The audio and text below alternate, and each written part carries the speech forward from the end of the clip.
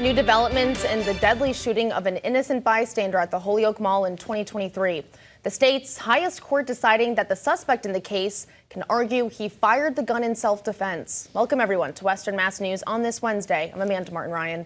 This week's Supreme Court ruling being hailed as a landmark decision for gun owners in Massachusetts. Western Mass News reporter Madison Lazowski is standing by live in studio after getting answers on what this means going forward. Madison. Yeah, Amanda.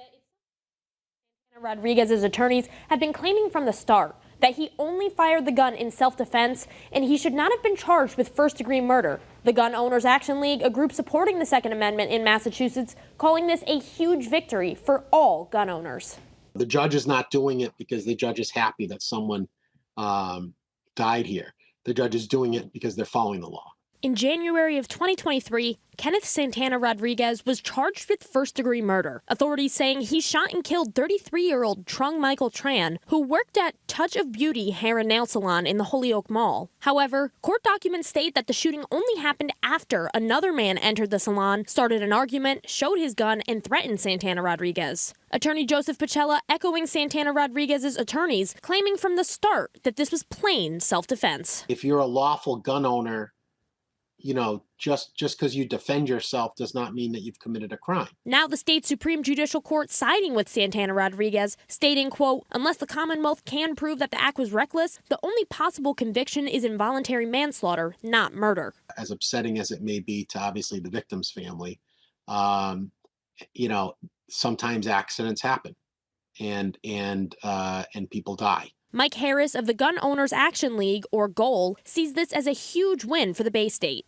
In Massachusetts, we've never had a real defining case about transferred intent, which is really what this is about. One of Santana Rodriguez's attorneys, Daniel Hagan, wrote in a statement that, quote, this is a groundbreaking recognition of the right of self-preservation. Gun owners and citizens across Massachusetts can take comfort knowing that if they are ever forced to defend themselves lawfully, they will not be treated as criminals for an unforeseeable tragedy. Harris agreeing with that statement. In this case, we feel the Supreme Judicial Court got it right. But still wondering why Santana Rodriguez wasn't originally charged with involuntary manslaughter, claiming the evidence was clearly in his favor. This isn't over by a long shot. I mean, this was a really cool win to have.